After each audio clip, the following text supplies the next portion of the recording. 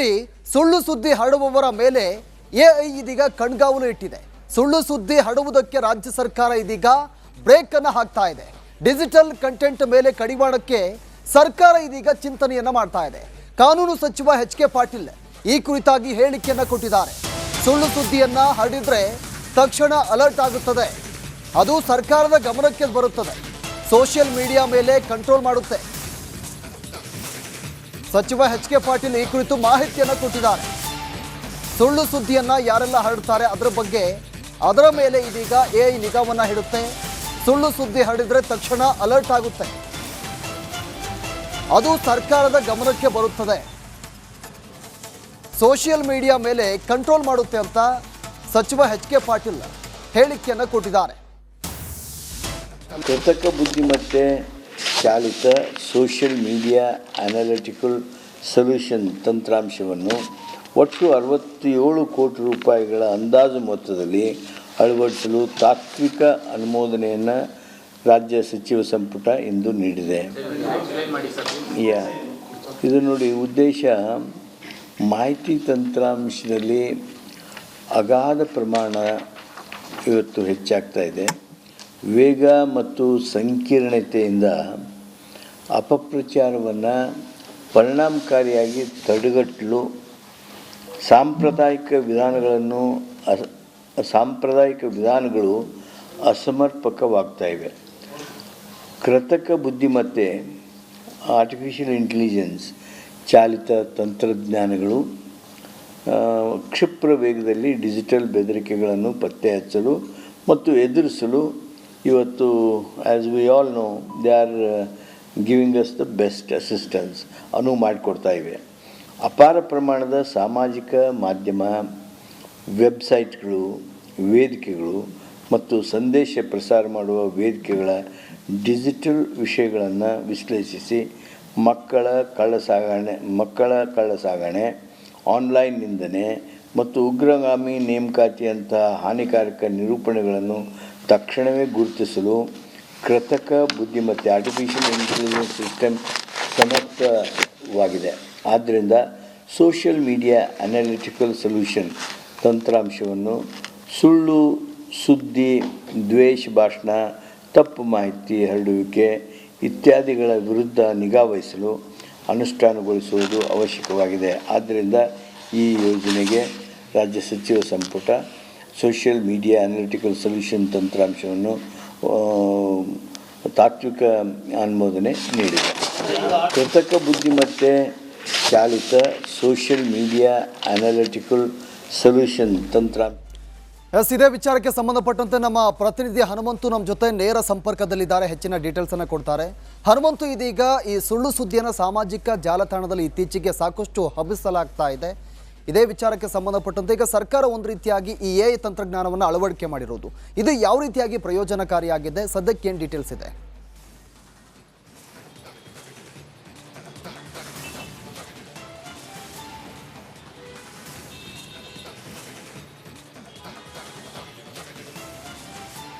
ಪ್ರವೀಣ್, ಇವತ್ತಿನ ದಿನಮಾನಗಳಲ್ಲಿ digital media ಏನಿದೆ, ಡಿಜಿಟಲ್ ಮೀಡಿಯಾಗಳಲ್ಲಿ ಅದು ಯೂಟ್ಯೂಬ್ ಇರ್ಬೋದು, ಫೇಸ್ಬುಕ್ ಇರ್ಬೋದು, ಎಕ್ಸ್ ಇರ್ಬೋದು, ಅಥವಾ ಇನ್ನೊಂದು ಇನ್ಸ್ಟಾಗ್ರಾಮ್ಗಳಿರ್ಬೋದು, ಈ ಸಾಮಾಜಿಕ ಜಾಲತಾಣಗಳಲ್ಲಿ ಒಂದು ಒಳ್ಳೆ ಸುದ್ದಿಯನ್ನ ಕ್ಷಣಾರ್ಧದಲ್ಲಿ ಇಡೀ ಪ್ರಪಂಚಕ್ಕೆ ತಲುಪಿಸ್ಬೋದು. ಸೇಮ್ ಟೈಮ್ ಅಂಥದ್ದೇ ಒಂದು ಸುಳ್ಳು ಸುದ್ದಿಯನ್ನು ಕೂಡ ಕ್ಷಣಾರ್ಧದಲ್ಲಿ ಇಡೀ ಪ್ರಪಂಚಕ್ಕೆ ತಲುಪಿಸ್ಬೋದು ಅಂತ ಪ್ರಸಂಗಗಳು ಕೂಡ ನಡೀತಾ ಇದ್ದಾವೆ.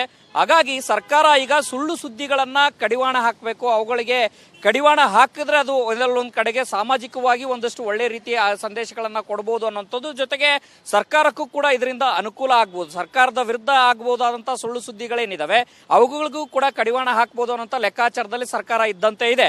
ಆ ಕಾರಣಕ್ಕಾಗಿನೇ 67 ಕೋಟಿ ರೂಪಾಯಿಯನ್ನ ಖರ್ಚು ಮಾಡಿ ಈಗ ಎಐ ಒಂದು ತಂತ್ರಜ್ಞಾನವನ್ನ ಬಳಸ್ಕೊಳ್ಳಕ್ಕೆ ಮುಂದಾಗಿರುವಂತದ್ದು. ಅದರಲ್ಲಿ ಒಟ್ಟು 67 ಕೋಟಿ ರೂಪಾಯಿದಲ್ಲಿ 57 ಕೋಟಿ ರೂಪಾಯಿ ಡಿಜಿಟಲ್ ಅನಾಲಿಟಿಕ್ಸ್ ಏನಿದೆ ಅದಕ್ಕೊಂದು 50 ಕೋಟಿ ರೂಪಾಯಿಯನ್ನು ಕೊಟ್ಟಿರುವಂತದ್ದು.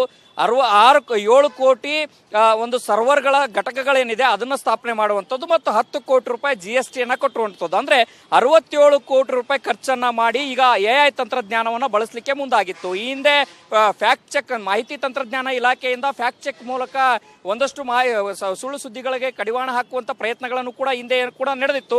ಆದ್ರೆ ಈಗ ತಂತ್ರಜ್ಞಾನ ಬೆಳೆದಂತೆ ಅದನ್ನ ಬಳಸ್ಕೊಳ್ಳೋಕ್ಕೂ ಕೂಡ ಈಗ ಕರ್ನಾಟಕ ಸರ್ಕಾರ ಮುಂದಾಗಿದೆ. ಇದು ಒಂದು ಕಡೆಗೆ ಸಾಮಾಜಿಕ ಒಂದಷ್ಟು ಶಾಂತಿ ಕಾಪಾಡುವಂತ ನಿಟ್ಟಿನಲ್ಲಿ ಒಂದು ರೀತಿಯ ಬೆಳವಣಿಗೆ ಒಳ್ಳೆಯದಾದ್ರೆ, ಸರ್ಕಾರವು ಕೂಡ ರಾಜಕೀಯವಾಗಿ ತನ್ನ ಪಕ್ಷಕ್ಕಾಗಿರ್ಬೋದು, ತನ್ನ ಸರ್ಕಾರದ ವಿರುದ್ಧ ಆಗಬಹುದಾದಂತಹ ಸುಳ್ಳು ಸುದ್ದಿಗಳನ್ನು ಕೂಡ ಕಡಿವಾಣ ಹಾಕ್ಲಿಕ್ಕೆ ಇದು ಪ್ರಯೋಜನಕಾರಿ ಆಗುತ್ತೆ. ಯಾಕಂತ ಹೇಳಿದ್ರೆ ಒಂದೊಮ್ಮೆ ಏನಾದ್ರೂ ಸುಳ್ಳು ಮಾಹಿತಿಗಳೇನಾದ್ರೂ ಸಾಮಾಜಿಕ ಜಾಲತಾಣಗಳಲ್ಲಿ ಹರಡ್ತಾ ಇದೆ ಅಂತ ಹೇಳಿದ್ರೆ ಅದರ ಅಲರ್ಟ್ ಮೆಸೇಜ್ ಒಂದು ಗೃಹ ಇಲಾಖೆಗೆ ಸಿಗುತ್ತೆ. ಇದನ್ನ ನಿರ್ವಹಣೆಯನ್ನ ಗೃಹ ಇಲಾಖೆ ಮಾಡುತ್ತೆ. ನೋಡಿ, ಸುಳ್ಳು ಸುದ್ದಿ ಹರಡುವವರ ಮೇಲೆ ಎಐ ಇದೀಗ ಕಣ್ಗಾವಲು ಇಟ್ಟಿದೆ. ಸುಳ್ಳು ಸುದ್ದಿ ಹರಡುವುದಕ್ಕೆ ರಾಜ್ಯ ಸರ್ಕಾರ ಇದೀಗ ಬ್ರೇಕ್ ಅನ್ನು ಹಾಕ್ತಾ ಇದೆ. ಡಿಜಿಟಲ್ ಕಂಟೆಂಟ್ ಮೇಲೆ ಕಡಿವಾಣಕ್ಕೆ ಸರ್ಕಾರ ಇದೀಗ ಚಿಂತನೆಯನ್ನ ಮಾಡ್ತಾ ಇದೆ. ಕಾನೂನು ಸಚಿವ ಎಚ್.ಕೆ. ಪಾಟೀಲ್ ಈ ಕುರಿತಾಗಿ ಹೇಳಿಕೆಯನ್ನ ಕೊಟ್ಟಿದ್ದಾರೆ. ಸುಳ್ಳು ಸುದ್ದಿಯನ್ನ ಹರಡಿದ್ರೆ ತಕ್ಷಣ ಅಲರ್ಟ್ ಆಗುತ್ತದೆ, ಅದು ಸರ್ಕಾರದ ಗಮನಕ್ಕೆ ಬರುತ್ತದೆ, ಸೋಷಿಯಲ್ ಮೀಡಿಯಾ ಮೇಲೆ ಕಂಟ್ರೋಲ್ ಮಾಡುತ್ತೆ. ಸಚಿವ ಎಚ್.ಕೆ. ಪಾಟೀಲ್ ಈ ಕುರಿತು ಮಾಹಿತಿಯನ್ನು ಕೊಟ್ಟಿದ್ದಾರೆ.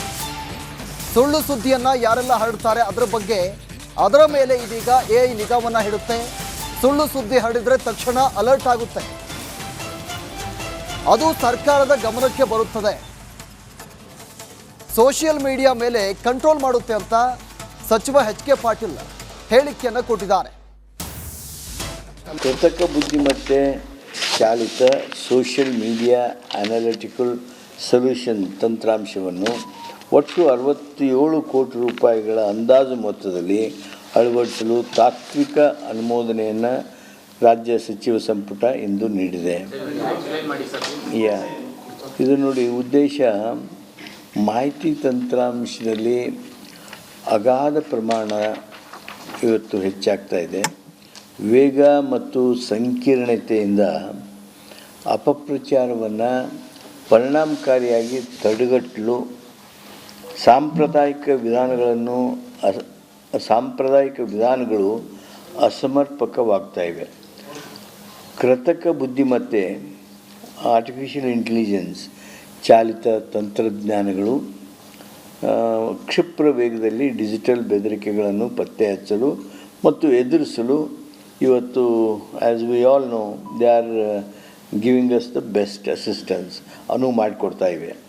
ಅಪಾರ ಪ್ರಮಾಣದ ಸಾಮಾಜಿಕ ಮಾಧ್ಯಮ, ವೆಬ್ಸೈಟ್ಗಳು, ವೇದಿಕೆಗಳು ಮತ್ತು ಸಂದೇಶ ಪ್ರಸಾರ ಮಾಡುವ ವೇದಿಕೆಗಳ ಡಿಜಿಟಲ್ ವಿಷಯಗಳನ್ನು ವಿಶ್ಲೇಷಿಸಿ ಮಕ್ಕಳ ಕಳ್ಳಸಾಗಣೆ, ಆನ್ಲೈನ್ ನಿಂದನೆ ಮತ್ತು ಉಗ್ರಗಾಮಿ ನೇಮಕಾತಿಯಂತಹ ಹಾನಿಕಾರಕ ನಿರೂಪಣೆಗಳನ್ನು ತಕ್ಷಣವೇ ಗುರುತಿಸಲು ಕೃತಕ ಬುದ್ಧಿಮತ್ತೆ ಆರ್ಟಿಫಿಷಿಯಲ್ ಇಂಟೆಲಿಜೆನ್ಸ್ ಸಿಸ್ಟಮ್ ಸಮರ್ಥವಾಗಿದೆ.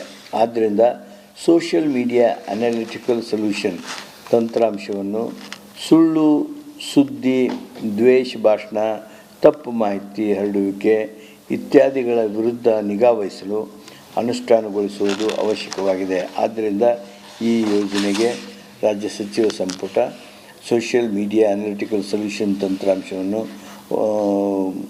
ತಾತ್ವಿಕ ಅನುಮೋದನೆ ನೀಡಿದೆ.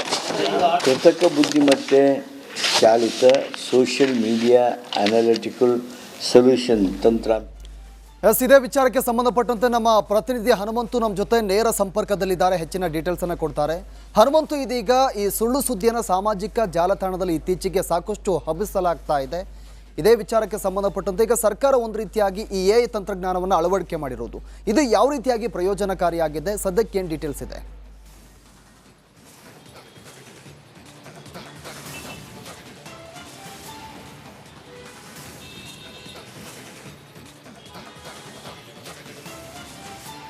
ಪ್ರವೀಣ್, ಇವತ್ತಿನ ದಿನಮಾನಗಳಲ್ಲಿ ಡಿಜಿಟಲ್ ಮೀಡಿಯಾ ಏನಿದೆ, ಡಿಜಿಟಲ್ ಮೀಡಿಯಾಗಳಲ್ಲಿ ಅದು ಯೂಟ್ಯೂಬ್ ಇರ್ಬೋದು, ಫೇಸ್ಬುಕ್ ಇರ್ಬೋದು, ಎಕ್ಸ್ ಇರ್ಬೋದು, ಅಥವಾ ಇನ್ನೊಂದು ಇನ್ಸ್ಟಾಗ್ರಾಮ್ಗಳಿರ್ಬೋದು, ಈ ಸಾಮಾಜಿಕ ಜಾಲತಾಣಗಳಲ್ಲಿ ಒಂದು ಒಳ್ಳೆ ಸುದ್ದಿಯನ್ನ ಕ್ಷಣಾರ್ಧದಲ್ಲಿ ಇಡೀ ಪ್ರಪಂಚಕ್ಕೆ ತಲುಪಿಸ್ಬೋದು. ಸೇಮ್ ಟೈಮ್ ಅಂಥದ್ದೇ ಒಂದು ಸುಳ್ಳು ಸುದ್ದಿಯನ್ನು ಕೂಡ ಕ್ಷಣಾರ್ಧದಲ್ಲಿ ಇಡೀ ಪ್ರಪಂಚಕ್ಕೆ ತಲುಪಿಸಬಹುದು ಅಂತ ಪ್ರಸಂಗಗಳು ಕೂಡ ನಡೀತಾ ಇದಾವೆ.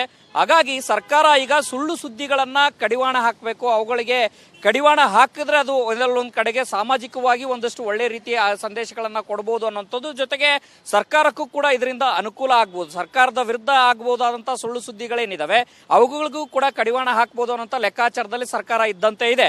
ಆ ಕಾರಣಕ್ಕಾಗಿನೇ 67 ಕೋಟಿ ರೂಪಾಯಿಯನ್ನ ಖರ್ಚು ಮಾಡಿ ಈಗ AI ಒಂದು ತಂತ್ರಜ್ಞಾನವನ್ನ ಬಳಸ್ಕೊಳ್ಳಕ್ಕೆ ಮುಂದಾಗಿರುವಂತದ್ದು.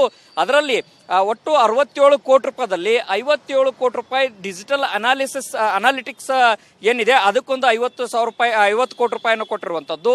7 ಕೋಟಿ ಒಂದು ಸರ್ವರ್ಗಳ ಘಟಕಗಳೇನಿದೆ ಅದನ್ನ ಸ್ಥಾಪನೆ ಮಾಡುವಂಥದ್ದು ಮತ್ತು 10 ಕೋಟಿ ರೂಪಾಯಿ GST ಅನ್ನ ಕೊಟ್ಟಿರುವಂಥದ್ದು. ಅಂದ್ರೆ 67 ಕೋಟಿ ರೂಪಾಯಿ ಖರ್ಚನ್ನ ಮಾಡಿ ಈಗ AI ತಂತ್ರಜ್ಞಾನವನ್ನ ಬಳಸಲಿಕ್ಕೆ ಮುಂದಾಗಿತ್ತು. ಈ ಹಿಂದೆ ಫ್ಯಾಕ್ಟ್ ಚೆಕ್ ಮಾಹಿತಿ ತಂತ್ರಜ್ಞಾನ ಇಲಾಖೆಯಿಂದ ಫ್ಯಾಕ್ಟ್ ಚೆಕ್ ಮೂಲಕ ಒಂದಷ್ಟು ಸುಳ್ಳು ಸುದ್ದಿಗಳಿಗೆ ಕಡಿವಾಣ ಹಾಕುವಂತ ಪ್ರಯತ್ನಗಳನ್ನು ಕೂಡ ಹಿಂದೆ ಕೂಡ ನಡೆದಿತ್ತು. ಆದ್ರೆ ಈಗ ತಂತ್ರಜ್ಞಾನ ಬೆಳೆದಂತೆ ಅದನ್ನ ಬಳಸ್ಕೊಳ್ಳೋಕ್ಕೂ ಕೂಡ ಈಗ ಕರ್ನಾಟಕ ಸರ್ಕಾರ ಮುಂದಾಗಿದೆ. ಇದು ಒಂದು ಕಡೆಗೆ ಸಾಮಾಜಿಕ ಒಂದಷ್ಟು ಶಾಂತಿ ಕಾಪಾಡುವಂತ ನಿಟ್ಟಿನಲ್ಲಿ ಒಂದು ರೀತಿಯ ಬೆಳವಣಿಗೆ ಒಳ್ಳೆಯದಾದ್ರೆ, ಸರ್ಕಾರವು ಕೂಡ ರಾಜಕೀಯವಾಗಿ ತನ್ನ ಪಕ್ಷಕ್ಕಾಗಿರ್ಬೋದು, ತನ್ನ ಸರ್ಕಾರದ ವಿರುದ್ಧ ಆಗಬಹುದಾದಂತಹ ಸುಳ್ಳು ಸುದ್ದಿಗಳನ್ನು ಕೂಡ ಕಡಿವಾಣ ಹಾಕ್ಲಿಕ್ಕೆ ಇದು ಪ್ರಯೋಜನಕಾರಿ ಆಗುತ್ತೆ. ಯಾಕಂತ ಹೇಳಿದ್ರೆ ಒಂದೊಮ್ಮೆ ಏನಾದ್ರೂ ಸುಳ್ಳು ಮಾಹಿತಿಗಳೇನಾದ್ರೂ ಸಾಮಾಜಿಕ ಜಾಲತಾಣಗಳಲ್ಲಿ ಹರಡ್ತಾ ಇದೆ ಅಂತ ಹೇಳಿದ್ರೆ ಅದರ ಅಲರ್ಟ್ ಮೆಸೇಜ್ ಒಂದು ಗೃಹ ಇಲಾಖೆಗೆ ಸಿಗುತ್ತೆ. ಇದನ್ನ ನಿರ್ವಹಣೆಯನ್ನ ಗೃಹ ಇಲಾಖೆ ಮಾಡುತ್ತೆ.